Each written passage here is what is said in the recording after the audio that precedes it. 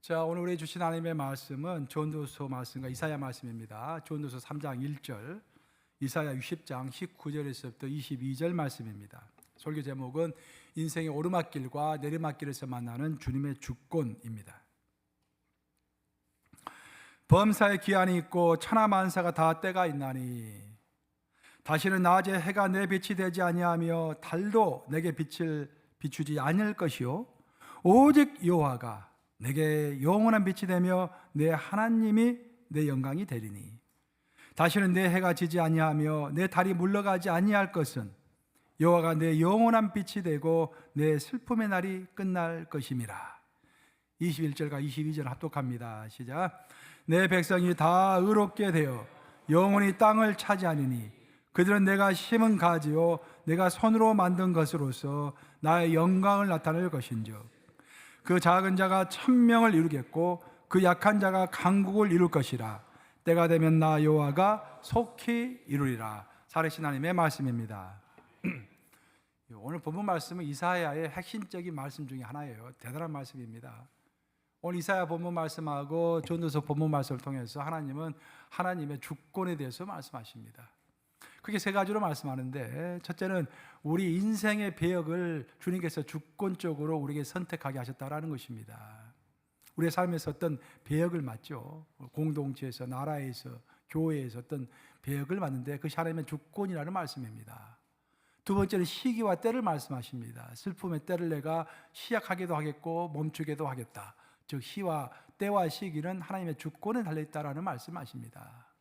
세 번째는 더 중요한 말씀하시는데, 하나님께서는 어떤 상황 가운데서도 the remnant, 남은 자를 반드시 선택하신다라는 하나님의 주권을 또한 말씀해 주십니다. 그렇기 때문에 우리가 인생을 살아갈 때 우리 인생이 오르막길에 있든지 내리막길에 있든지 그 또한 하나님의 주권인 것을 정확히 기억하고 주 안에서 기뻐하고 주 안에서 힘을 내라라는 그런 말씀인 것입니다. 우리가 인생을 사는 동안에 우리 인생길에는 반드시 오르막길도 있고 내리막길도 있습니다. 여러분 등산해 보셨죠? 등산할 때 올라갈 때는 헉거리고 힘이 듭니다. 아주 정상에 올라가면은 다 그 어려운 것을 잊어버리고 너무 기분이 좋습니다. 그러나 정상에 서 있는 것은 잠깐이고 다시 내려와야 하는데, 내려올 때 조심하지 않고 방심하면은 내려올 때 많은 사고를 당하게 되는 것입니다. 우리의 인생길에도 오르막길이 있습니다. 우리가 젊었을 때 생각해 보면 학교 다닐 때 그래도 성경을 좀 올려보겠다고 밤새워서 낑낑거리면서 공부를 했죠. 그 다 인생의 오르막길에서 벌어지는 일들입니다. 학교를 졸업하고 직장에 들어가면은 직장 상사에게 좀 잘 보이고 싶고 어떻게든지 남보다 좀 빨리 승진하고 싶고 힘을 씁니다. 그것도 오르막길에서 벌어지는 일들입니다.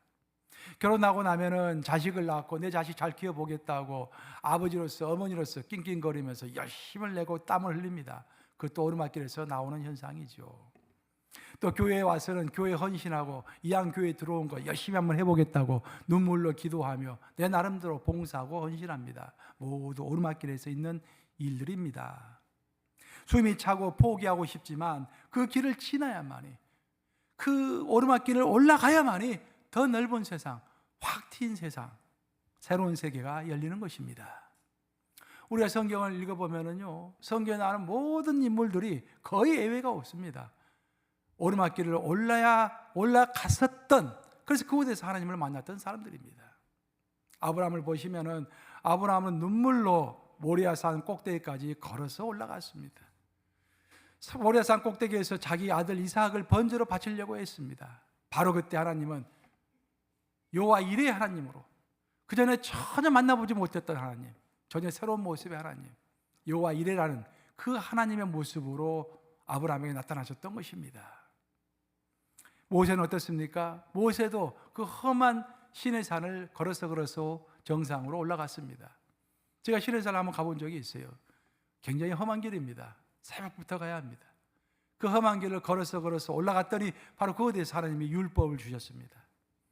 눈물로 힘들게 땀을 흘리며 그 길을 올라갔기 때문에 율법을 주신 하나님을 실제로 그 임재를 체험할 수 있었던 것입니다.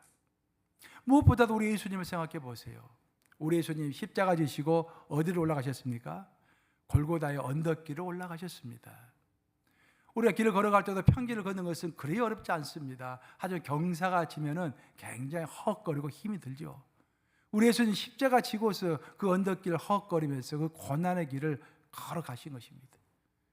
그리고 그 길을 다 올라갔을 때 그곳에서 십자가 위에 못 박히심으로 인류를 구원할 수 있었던 것입니다. 이처럼 올라가야 할 길은 우리가 피할 수가 없습니다. 왜? 우리는 성장을 원하기 때문입니다. 왜? 그것은 하나님이 원하시기 때문입니다. 그곳에 올라서야만이 새로운 경지가 나타나는 것입니다.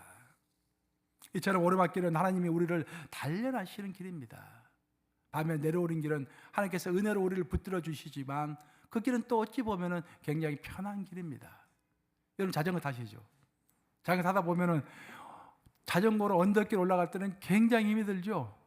내려올 때는 어떻습니까? 페달에서 발을 떼도 저절로 쫙 내려가지 않습니까? 그것이 내리막길의 인생, 즐거운 인생인 것입니다. 우리 인생에도 그런 때가 있죠. 이제 직장에서 처음에는 오르막길에 올라갈 때는 참 힘들고 눈치도 많이 봤는데 이제 한 30년, 40년, 20년 근무하다 보니까 이제 익숙해져 가지고 직장에서도 사람들이 알아주고 또 이게 부하 직원도 생기고 안정권에 접어들게 됩니다. 가정도 어떻습니까? 이제 아이들 다 키우고 이제 부부간에 새로운 정으로 살아가는 그런 시기가 또한 도래합니다. 은퇴 후에 여유와 안식을 함께 누리게 되면서 우리는 평강 속에서 내리막길을 걷게 되는 것입니다. 하지만 또한 우리의 성경을 보면은 성경 속의 인물들은 오르막길을 오를 때는 대부분 실패한 적이 없는데 거의가 다 100%, 거의 100%라고 보시면 되겠습니다. 내리막길에서 다 실패했던 사람들입니다. 다윗은 왕으로 기름 부음을 받고 왕의 정상적인 왕의 자리까지 올라갈 때까지는 실수가 없었습니다. 항상 하나님 바라보면서 열심을 냈습니다. 하지만 정점에 서가지고 이제는 내리막길에 내려갈 그 즈음에서 밧세바 사건이 터진 것입니다. 솔로몬은 어떻습니까? 솔로몬은 하나님이 너무도 사랑했던 사람이에요. 너무도 사랑해서 내가 내게 무슨 복을 줄 거라고 물어봤던 그런 사람 아닙니까? 솔로몬은 하나님께 헌신했고 왕으로서 백성들을 잘 다스렸습니다. 하지만 말년에 가서 여러 첩들을 거느리면서 그 첩들이 섬겼던 이방신을 섬김으로 하나님의 눈에 벗어나게 되었던 것입니다. 요즘 우리가 새벽기도 때 사무엘상을 보고 있지 않습니까? 에일리 제사장, 또 사무엘, 사울 다 보고 있습니다. 여러분, 에일리 제사장과 사무엘이 인생 말년에서 무엇을 실패했습니까? 특히 사무엘은 그렇게 위대한 사람이었음에도 불구하고 인생 말년에 자식 교육에 실패한 것입니다. 그러면서 이스라엘을 망쳐놓았던 것이죠. 그렇게 해서 사무엘의 후손들이 아들들이 잘못하기 때문에 그 대를 이을 수가 없어서 사울에게 권세가 넘어간 것입니다. 우리가 내리막길에 있을 때는 이래서 더욱더 겸손하게 주님을 붙잡아야 하는 것입니다. 내리막길에서 은혜를 누리는 것은 정상이지만 그 은혜 가운데서 방심하지 말아야 하는 것입니다. 오늘 본문 말씀 전도서 3장 1절은 이렇게 말하고 있습니다. 한번 같이 읽어보겠습니다. 시작. 범사의 기한이 있고 천하만사가 다 때가 있나니. 하나님은 절대 주권을 가지시고 어떤 기한을 정하시고 우리 인생에 어떤 때는 오르막길을 주시고 어떤 때는 내리막길을 주신다는 그런 이야기입니다. 우리가 오르막길을 오를 때는 우리 주님 우리와 함께 하셔서 허걱거리는 우리를 끌어주십니다. 우리가 인생 내리막길에 있을 때는 그러면 우리 주님 어떻게 하실까요? 내리막길에 있을 때도 우리를 딱 붙잡고서 넘어지지 않도록 같이 와주시는 것입니다. 오르막길에서는 물론 훈련의 하나님으로 우리에게 임하시죠. 하지만 내리막길에서는 은혜의 하나님으로 우리 곁을 지켜주십니다. 자, 화면을 바꿔되겠습니다. 그래서 지금 우리에게 중요한 것은 내가 내 인생에서 오르막길에 있는가 내리막길에 있는가. 우리 인간은 그것을 알고 싶어요. 심지어 전까지 봅니다. 가서 내가 인생에 오르막길에 있는지 내리막길에 있는지. 그렇지만 우리 기독인에게는 내가 오르막길에 있는지 내리막길에 있는지 그것이 중요한 것이 아닙니다. 내가 인생의 오르막길에 누구를 의지하면서 오르막길에 올라가고 있고 인생의 내리막길에서 누구를 의지하면서 내려오고 있는가 그것이 중요한 줄로 믿습니다. 하나님은 절대 주권의 하나님이십니다. 그 절대 주권의 하나님이 섭리 가운데서 나와 함께 지금 걸어가고 있다고 한다면 내리막길도 오르막길도 모두 감사의 길이고 의미 있는 길인 것입니다. 하나님은 그분의 주권으로 하나님의 주권으로 우리에게 우리의 인생의 배역을 주시는 하나님이라고 하셨습니다. 우리가 인생을 어떻게 행복하게 살 것인가? 많은 사람들이 행복을 추구합니다. 근데 성경에서 말하는 행복은 아주 심플합니다. 성경에서 말하는 이 행복이라는 것은요, 우리 하나님은 각자의 인생을 예정하시고 각자의 인생을 설계하신다고 했는데, 하나님이 설계하신 대로 살아갈 때 우리의 인생에 행복이 오는 것입니다. 예를 들어서 나 강원글은 하나님이 목사를 부르셨으면 목사를 해야 하는 것입니다. 하기 싫어도 부르셨으면 해야 하는 것이고, 아무리 하고 싶어도 하지 말라 하면 하지 말아야 하는 것입니다. 하지 말라고 했는데 하면은 그것이 불행이고, 하라고 했을 때 순종하면서 하면은 그것이 행복인 것입니다. 그래서 하나님이 주권하여서 인생의 배역을 나에게 맡겨줄 때 감사로 받고, 그 나에게 맡겨진 배역을 욕심내지 아니하고, 나에게 줄로 재어진 구역이라고 다윗은 고백했는데, 나에게 줄로 재어진 구역 안에서 하나님의 그 주권 안에서 감사하며 작은 일에 충성할 때 그것이 행복이라고 성경은 말하고 있는 것입니다. 제가 언젠가 그 한국의 중견 수필 작가, 꽤 이름이 있으신 분인데, 저는 수필을 읽기를 즐겨하니까 한번 그 글을 읽고서 참 깊이 생각한 적이 있습니다. 그분은 이제 자서전적인, 자기 고백적인 이야기예요. 그런 이야기를 적어놓고 있어요. 본인이 대학교 3학년 때 자기 연극을 하고 싶었대요.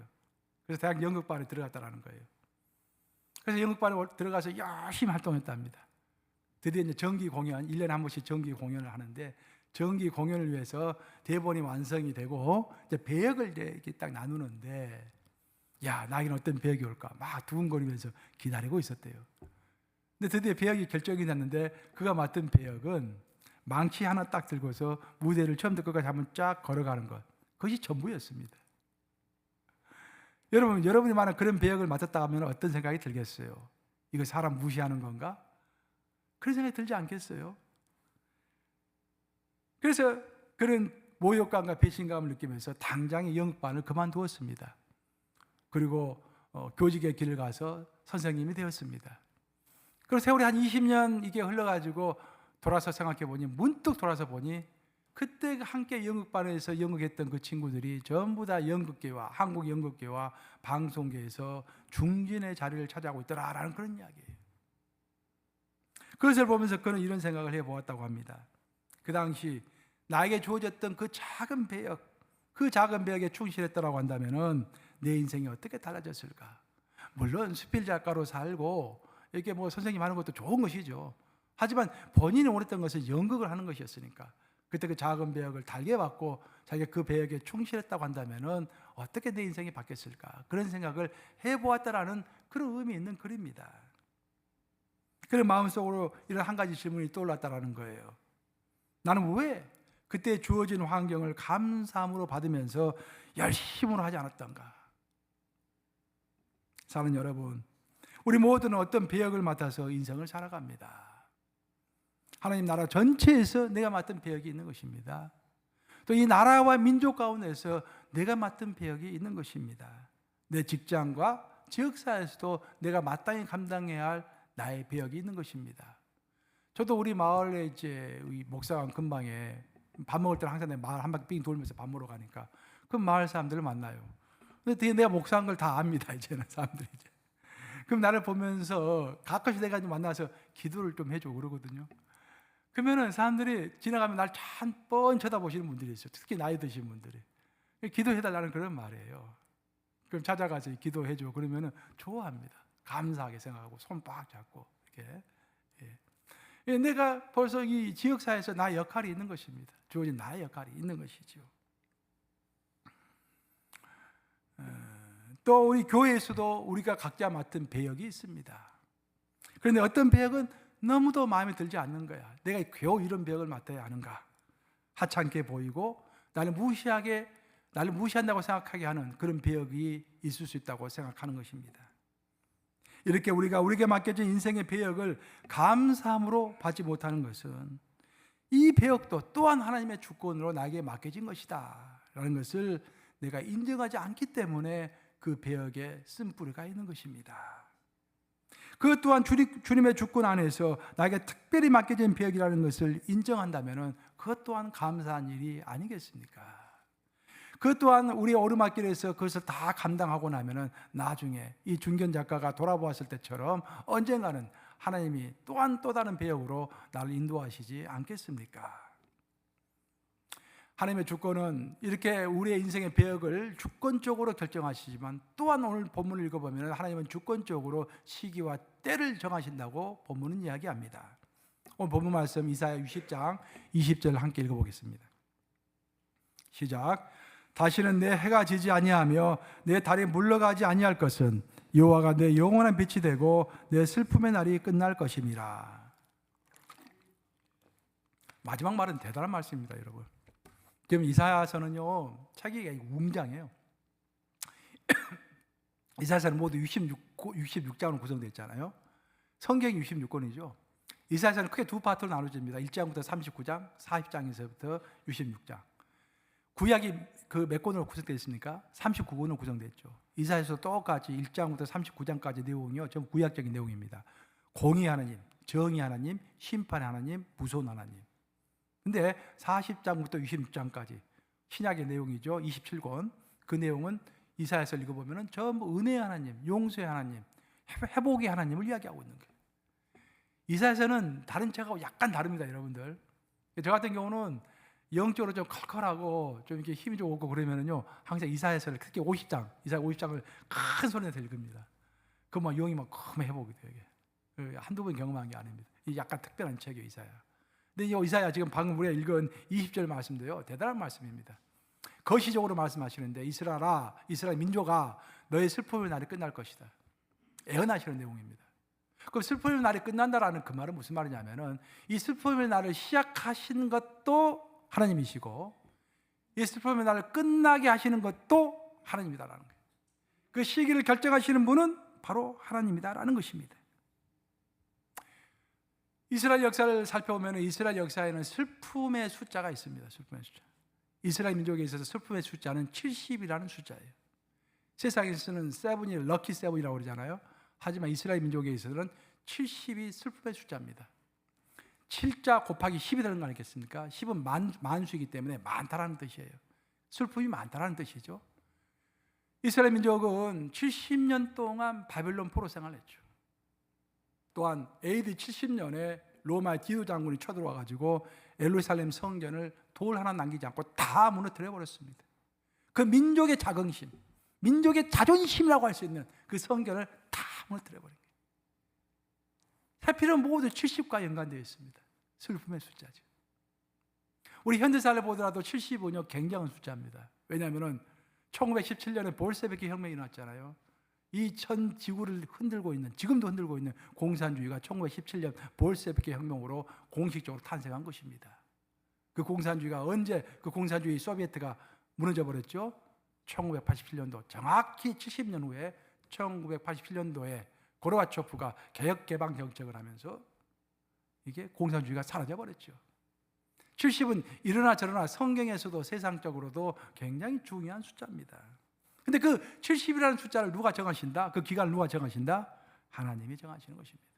하나님이.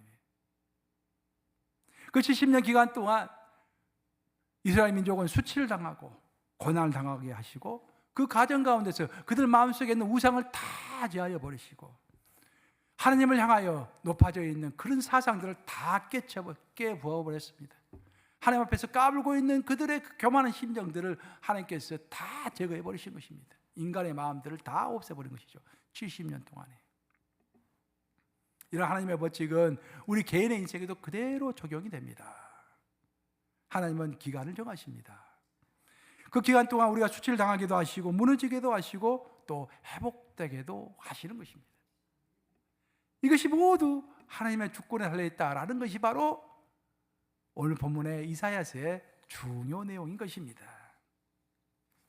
마지막으로 하나님은, 첫째로 내가 다시 복습을 하면은, 하나님은 우리의 인생의 배역을 결정하시고, 주권 가운데 인생의 배역을 결정하시고, 우리 인생의 시기와 때를 결정하시고, 세 번째로 오늘 본문에서 말씀하시는 것은 하나님은 남은 자를 하나님의 주권 쪽으로 선택하신다라고 되어 있습니다. 하나님은 하나님이 정하신 도전과 시련 기간 동안에, 이스라엘 민족은 70년 동안 도전과 시련을 당했는데, 그 도전과 시련의 기간 동안에 놀랍게도 하나님의 일꾼을 남겨두셨습니다. 그들을 완전히 멸망시키지 않으셨습니다. 항상 하나님의 방법은 그래요. 항상 구루터기를 남겨놓으신 것입니다. 그리고 그 일꾼들을 미래의 회복의 도구로 사용하시는 것입니다. 이사야서는 그것을 렘넌트라고, 영어로 보면 the remnant, 남은 자라고 표현하고 있죠. 이사야 책은요 크게 두 가지 주제를 이야기하고 있는 거예요. 첫째는 이사야는 구원을 이야기하고 있습니다. 구원. 이스라엘, 하나님을 배반했던 이스라엘 민족을 어떻게 구원해 주시는가, 그것을 애언적으로 쭉 풀이하고 있는 책이 이사야서입니다. 그러면 그 구원을 어떻게 성취하시는가, 그걸 설명할 때 the remnant, 남은 자를 설명하고 있는 책이 바로 이사야인 거예요. 우리 함께 이사야서 10장 21절과 22절 한번 같이 읽어보겠습니다. 시작. 남은 자, 곧 야곱의 남은 자가 너가 신 하나님께로 돌아올 것이라. 이스라엘이여, 내 백성이 바다의 머리 같을지라도 남은 자만 돌아오리니 넘치는 공의로 파멸이 작정되었음이라. 넘치는 공의로 파멸이 작정되었다. 도저히 너희는 살아날 길이 없다. 반드시 심판이 온다라는 이사야 10장이니까 전반부잖아요. 1장부터 39장까지는 전부 심판에 관한 이야기예요. 하나님께서 과하게 말씀하시는 거예요. 내가 너무 너에게 분노하고 있다. 너희 이런 행동은 도저히 있을 수 없는 행동들을 내가 지금 하고 있다. 내가 너에게 넘치는 공의로 내가 너를 향하여 분노하고 있다. 하지만 너희들 다 진멸시키는 것이 아니라 남은 자는 내가 남겨놓겠다. 세 번째 줄 보시면은 이스라엘이여, 내 백성이 바다의 모래에 같을지라도. 이스라엘 백성이 200만 명 아닙니까? 200만 명. 그 당시에 200만 명, 그 많은 숫자 중에서 몇 명 남은 자가 돌아오리라, 그렇게 말씀하시는 거예요. 세상에는 사람이 지천으로 많지만 하나님께 끝까지 붙어있는 자, 또 하나님의 선택하신 자들만이 모든 고난과 심판과 수치를 극복하고 남은 자가 된다는 그런 말씀입니다. 그리고 그들은 하나님의 도구가 되어서 나라와 민족을 회복시키는 그러한 일을 감당하게 되는 것입니다. 그것이 모든 것이 하나님의 주권하에서 벌어지는 일이다, 그런 말이에요. 그래서 우리가 어려운 시기가, 여러분 인생에 어려운 시기가 오고 이 나라에 어려운 시기가 올수록 생각해 봐야 돼요. 나는 과연 하나님의 진노의 대상인가, 아니면 남은 자 가운데 하나인가? 그렇죠? 이스라엘 역사가 수치로 얼룩져 있었을 때, 바벨론 포로로 70년 기간을 거쳐갈 때 하나님이 남은 자로 삼으셨던 대표적인 사람이 바로 다니엘입니다. 하나님이 남은 자로서 남겨놓았던 그 수치의 70년 기간 동안 그 이스라엘 민족의 70년 후의 회복을 위해서 남겨놓은 단 한 사람이 다니엘이었던 것입니다. 그 많고 많은 사람 중에서 하나님은 다니엘을 딱 남은 자로 삼으셨던 것입니다. 남유다 백성들은 이제 바벨론의 침략을 받고 느부갓네살 왕이 쳐들어왔죠. 그래가지고 포로로 끌고 가는데 한꺼번에 끌고 간 게 아닙니다. 1차, 2차, 3차로 끌고 갔어요. 그래서 1차 포로, 2차 포로, 3차 포로. 귀환할 때도 똑같아요. 포로 귀환할 때도 1차, 2차, 3차로 귀환을 했죠. 1차로 끌려간 사람들은 그 나라에서 제일 똑똑한 사람들, 왕족들과 귀족들을 끌고 갔습니다. 소수이죠. 소수지만 그 나라의 브레인, 두뇌와 같은 사람들 다 끌고 간 거예요. 그때 다니엘이 제1차로 끌려갔습니다. 나이 15살 때 끌려간 거예요. 그 소년 시절에. 소년 시절에 끌려가지고 왕궁에 갔는데 이 눈빛이 다르거든. 눈빛이 살아있고 열정이 살아있고. 그래서 뭔가 달랐어요. 다르게 행동했지 않습니까? 그래서 왕의 눈에 들어가지고 그는 무려 69년을 바빌론에서 살았는데 69년간 큰 역할을 거기서 2인자가 돼서 역할을 했습니다. 왕이 몇 번 교체가 되고 나라가 바뀔 때까지도, 왕국이 바뀔 때까지도 그는 제2인자 자리를 유지했어요. 대단한 인물이죠.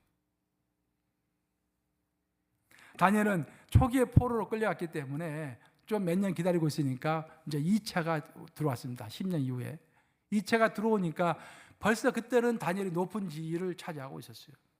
그래서 하나님께서는 다니엘을 통해서 이스라엘 민족에게 은혜를 베푸시는데, 물론 하나님이 징계하셨죠. 징계하셨지만 또 은혜를 베풀어 주시는 거예요.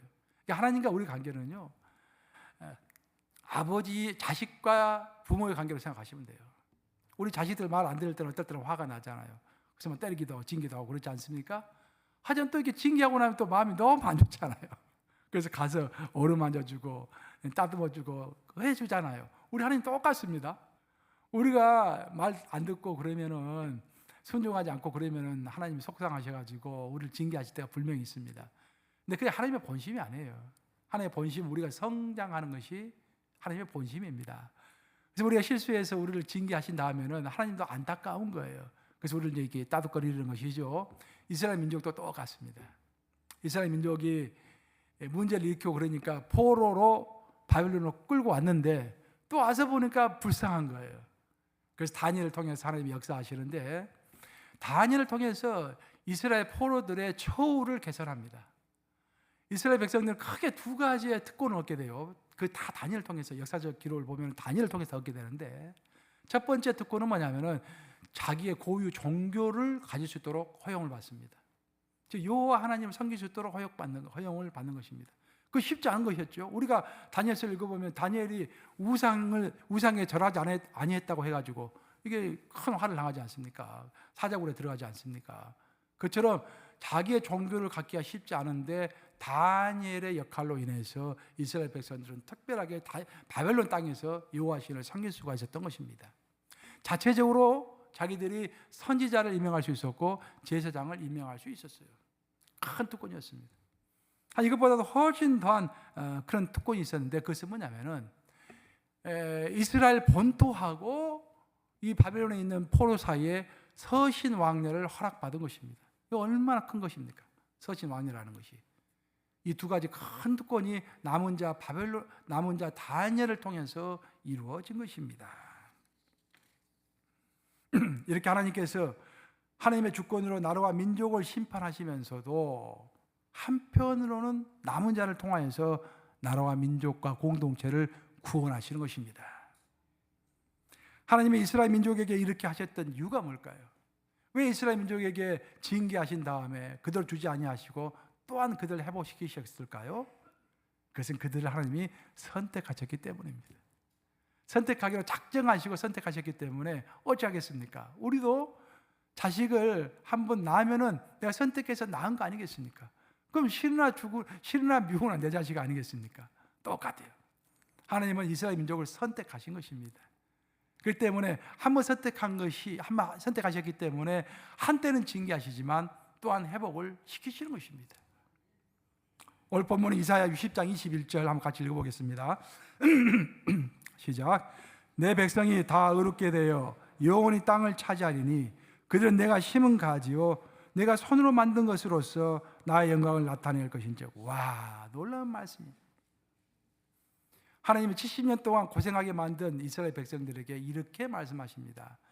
내가 앞으로 이제 다 예언적인 내용이잖아요. 아직은 포로 생활하고 있는 것이 아니죠, 지금. 근데 앞으로 포로 생활할 것이라는 것을 예언으로 말씀하시는 거예요. 기가 막힌 내용입니다. 그러니까 그 예언은 그대로 성취됐잖아요. 그래서 하시는 말씀이 내가 너희를 남은 자를 통해서 구원한 이유가 있는데 그것은 내가 너를 심었기 때문이고 내가 너를 손으로 만들고 있기 때문이라는 말씀하세요. 여러분 나무 심어본 적 있으세요? 조그만 묘목이라든지 또 이렇게 아름다운 꽃을 정원에 심고 나면은 계속 갖고 싶은 마음이 들죠. 자꾸 물을 주고 잘 자라고 있는가 보고 관찰하고 가지치기도 해주고 그렇지 않습니까? 하나님 우리를 그렇게 하신다라는 거예요. 여러분은 하나님이 심은 가지요 하나님의 손으로 만들어가는 그런 존재라고 스스로 믿고 있습니까, 여러분? 그건 굉장한 고백입니다. 자, 하나님은 나를 선택하셔서 구원해 주셨다. 지금도 나와 함께 동행하고 계시다. 하나님 주권하에서 나를 이끌고 계시다. 그런 마음이 확실히 있어야만이 영적 자신감이 생기는 것입니다. 하나님은 이스라엘 민족을 선택하셨습니다. 그래서 그들에게 시련은 있었지만 그들을 회복시켜 주셨고 또 미래도 회복시켜 주실 것입니다. 우리도 마찬가지입니다. 구원받은 우리들은 하나님이 심은 가지요 또 하나님이 손으로 만들어 가시는 그런 존재들인 것입니다. 우리 한 명 한 명이 하나님이 손으로 가다듬어 가고 계시는 그런 존재인 것입니다. 그래서 우리를 빚어가시기 위해서 하나님은 때때로 우리에게 슬픔을 시작하게 하시지만 또한 시간을 정하셔서 때가 되었을 때 그 슬픔을 끝내게도 하시는 것입니다.